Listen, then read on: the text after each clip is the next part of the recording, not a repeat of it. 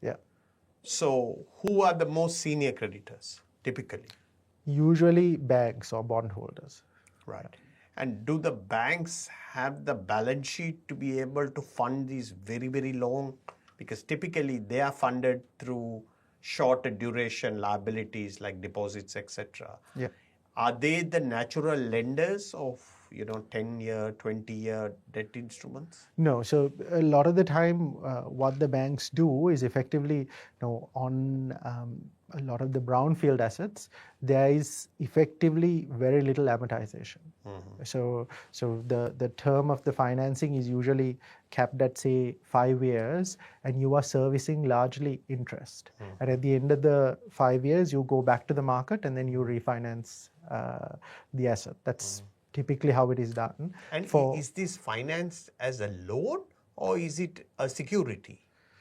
It can be both. It can be a loan and it can be a security. So I have seen bonds and security type structures as well, but the common one is senior bank financing. Okay. Yes. Yeah. So that's the senior most part of the liability stack. Yeah. So who comes next? So you'd usually get a subordinated lender as well. Right. So those are typically, say, depending on the transaction, you'd get credit funds, private creditors, even some of the superannuation funds have started doing some private debt instruments. So they would fit in at that level. And they also have a duration of about 5 years, or these are more longer duration? Usually, I have seen durations running up to 10 years, commonly maybe 5 to 7 years. Yeah. It's because there's very little amortization. So effectively, you go back to the market at the end of that 5 to 7 years. So even for the subordinated debt, it is of that nature? Yeah. It's not. Is there a convertibility feature in there?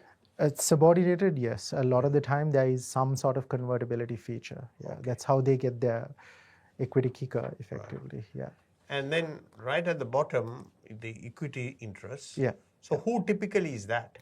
So a lot of the time, equity interest is various sort of infrastructure funds. Right. It can be superannuation funds previously went through various infrastructure intermediaries, but they have started directly investing into projects now. So a lot of the time now, the equity syndicate will be made up of infrastructure investors and some institutional investors like super funds. Yeah.